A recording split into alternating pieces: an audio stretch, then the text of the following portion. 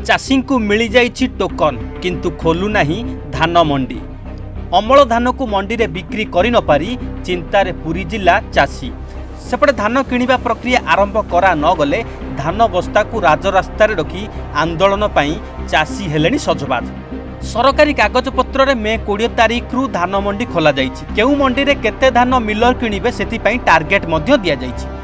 मात्र मंडी खोलिबार 10 दिन बीती जाइथिले मध्य जिल्लार कोनोसी गोटिए ब्लॉक रे धान मंडी खोला जाहि नाही कि चाषी ठारू धान किणा जाहि नाही। पुरी जिला चाषी ठारू धान किणिबा पई सरकार 21 मिलर को नियुक्ति देइथिबा बेले 1,59,633 क्विंटाल धान किणिबा पई टार्गेट दिया जाइथिला। मात्र धान मंडी खोलिबा पई सरकारी निर्देश को केही मानु नथिबा देखिबाकू मिलिछि। प्रशासनिक अधिकारी और मिलर माने सरकारी निर्देश को बेखातिर करी मंडी खोली नथिबा देखिबाकू मिलिछि। जहा फल अमल धान को खोला आकाश तले जरी पाल तले घोड़ाई रखिबा पई बाध्य हेउछि चाषी। सेपटे मंडी न खोलिबा कारणरू धानर अभावी बिक्रीर फायदा नेउछंती असाधु व्यवसायी। अन्यपटे चाषी ठारू तुरंत धान किणा न गले धान बस्ता को नहीं राजरास्ता रे रखी आंदोलन कराजिबो बोली धमक देइछंती चाषी नेता। मंडी 20 तारीख रु सरकारी भाव में खोलिया निष्पत्ति होईची। गत डीएलपीसी मीटिंग रे जिलापाल सीएसओ डीआरसीएसओ जिलार समस्त वरिष्ठ अधिकारी निष्पत्ति करथिले 20 तारीख रु मंडी खोलिबो। 20 तारीख मंडी खोलिया निष्पत्ति होइथिला एवं टोकन मध्य आसीची। सबु सोसाइटी को टार्गेट आसीची।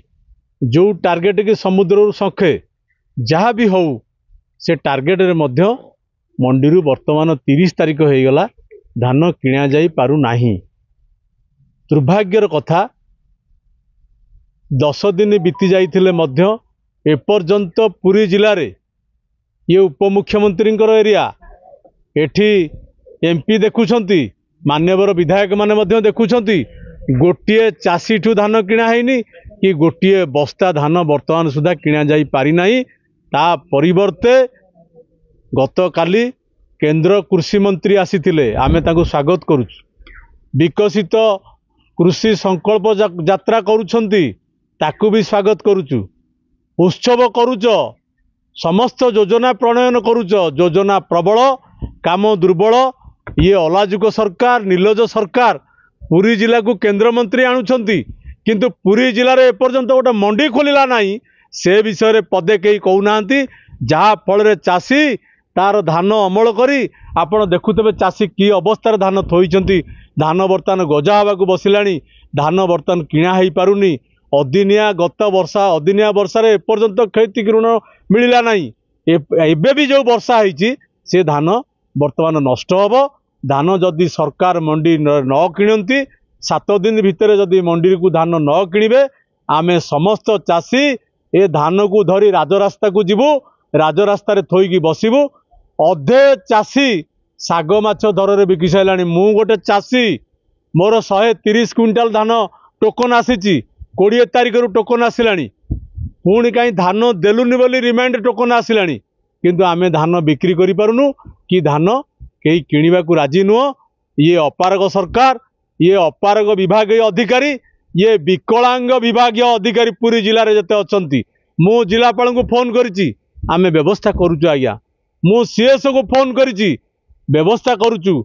आज मध्य डीआरसीएस मैडम को कहिछि धान किणिबे बोली किणी पारु नांती। 10 दिन हो गला चाषी मुंडरे बोझ कि सरकार चलीछि। आपण मानक माध्यम रे मु पुणी थरे निवेदन करुछि ये राज्य सरकार को एवं जिलार विभागीय अधिकारी मानकु खूब शीघ्र धान किणतु नचेत ये सरकार ये विभागीय अधिकारी दायी रहिबे।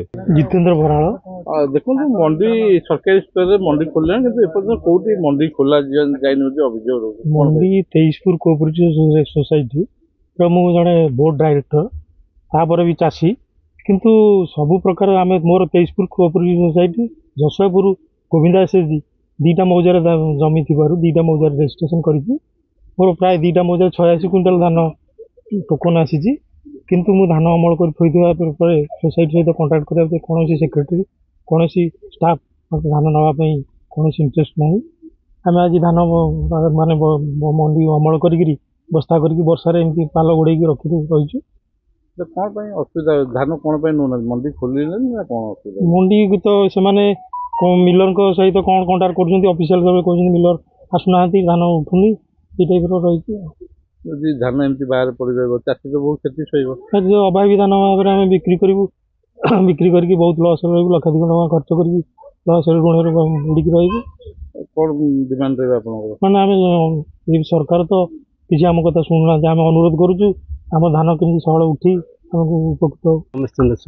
ବର୍ତ୍ତମାନ ବାହାରେ ଧାନ ପଡ଼ିଛି ପିଣ୍ଡାରେ, ଆପଣଙ୍କର ପିଣ୍ଡାରେ କ'ଣ କରିବି ସେ ନେଇ? କ'ଣ କହିବି ସେଇଟା ତ ପରେ ସରକାର କଥା କହିବି ନା କହିବି କ'ଣ ଆଉ କାହାକୁ? ଆମେ ଯାଇକି ପଚାରୁଛୁ ସୋସାଇଟି ମାନଙ୍କରେ, କେବଳ ଆମ ପାଖକୁ ମେ 20ରୁ ଆସିଲାଣି ମେସେଜ, 27 ତାରିଖରେ ଦିଥର ଆଉ ରିଭାଇଣ୍ଡ କଲା ଯେ ତମେ 7 ଦିନ ବିତି ଯାଇଥିଲେ ମଧ୍ୟ କାହିଁକି ମଣ୍ଡିକି ଧାନ ଆଣିନାହାନ୍ତି। ସେ ତାଙ୍କୁ ଯାଇ ପଚାରିଲା ସେ କହିଲେ ଯେ ଆମ ପାଖକୁ କୌଣସି ପ୍ରକାର କିଛି ଧାନ କିଣା ହେବ ବୋଲି କିଛି ଆସିନାହିଁ। ଦେଖନ୍ତୁ ବର୍ତ୍ତମାନ ଆପଣଙ୍କର କେତେ କ୍ୱିଣ୍ଟାଲ ଧାନ ବିକ୍ରି କରିବା ପାଇଁ ଆପଣ ଟୋକନ ପାଇଥିଲେ, ଏବେ କେତେ କ୍ୱିଣ୍ଟାଲ ଧାନ ଏଠି ଆପଣ ପଡ଼ିଛି? ଆପଣଙ୍କ ମୋ ପାଖକୁ 65 କୁଇଣ୍ଟାଲ ଧାନ ଆସିଥିଲା ଟୋକନ, ମୋର 65ରୁ ଅଧିକ ହେବ ଧାନ, ଆଉ 65 କୁଇଣ୍ଟାଲ ତ ମୁଁ ଦେଇପାରିବି। ଆଉ ବର୍ଷା ହେଉଛି ଧାନ ବାହାରେ ପଡ଼ୁଛି, ଆପଣ ତ ନିଜେ ଦେଖୁଛନ୍ତି ସବୁ ଆଖିରେ, ଆଉ ବର୍ଷା ହେଲେ ୟାର ଅବସ୍ଥା କ'ଣ ହେବ ଆପଣ ଚିତ୍ର ମାଧ୍ୟମରେ ବି ଜାଣିପାରିବେ, ସରକାର ବି ଜାଣିପାରୁଥିବେ। କ'ଣ ଦାବି ରଖିବେ ଆପଣ? ଦାବି ଆମର ଦାବି ଯେ ବହୁତ ଶୀଘ୍ର ଆମ ଧାନଟା ମଣ୍ଡିରେ ଦେଇଦେଲେ ଆମେ ଉପକୃତ ହେବୁ। ତାପରେ ସବୁଠୁ ବଡ଼ କଥା, ଯେତେବେଳେ ଟୋକନ ଟାଇମ୍ ଯେତେବେଳେ ବାହାର କରିଯିବ, ଆପଣ ଯେତେବେଳେ ଧାନ ତ ବିକ୍ରି ବି କରିପାରିବେନି, ଯେତେବେଳେ ଟାଇମ୍ ବି ଆପଣଙ୍କ ଚାଲିଯିବ, ସେତେବେଳେ ବାଧ୍ୟ ତ ବାହାରେ ଧାନ ଦେବୁ, ଆଉ କ'ଣ କରିବୁ? ସରକାରଙ୍କର ଅପରାଗ ପଡ଼ିବାକୁ ସବୁବେଳେ ଇଏ କରିବୁ, ଆଉ କ'ଣ କରିବୁ? ସରକାରଙ୍କୁ ଦାୟୀ କରିବୁ ନା କାହାକୁ ଦାୟୀ କରିବୁ? ଅସୁବିଧା ହେବନି କେମିତି? ବର୍ଷାଟା ଲାଗି ରହୁଛି, ଆଉ ଅସୁବିଧା ହେବନି କେମିତି? ଅସୁବିଧାରୁ ଲୋକମାନେ ହଇରାଣ ହେବେ ଆଉ କ'ଣ? ଧାନଟା ସିନା ଉଠିଗଲେ ଯାହା ପଇସା ଖର୍ଚ୍ଚ କରିଛନ୍ତି ଆମେ ପାଇଯିବେ, ନହେଲେ ତ ନାହିଁ, ସେମିତି ହଇରାଣ ହେଇକିରି ଧାନ ଗଜା ହେବ, ତୁଆଲେ କ'ଣ ହେବ? ସରକାରୀ ସ୍ତରରେ କହୁଛନ୍ତି ମଣ୍ଡି ଖୋଲିଲାଣି 20 ତାରିଖ। 20 ତାରିଖ ଖୋଲିଲେ କ'ଣ ହେବ? ଧାନ ତ ଉଠିନି, ନ ଉଠିଲେ ହଇରାଣ ହେବେ ଲୋକ ଚାଷୀମାନେ।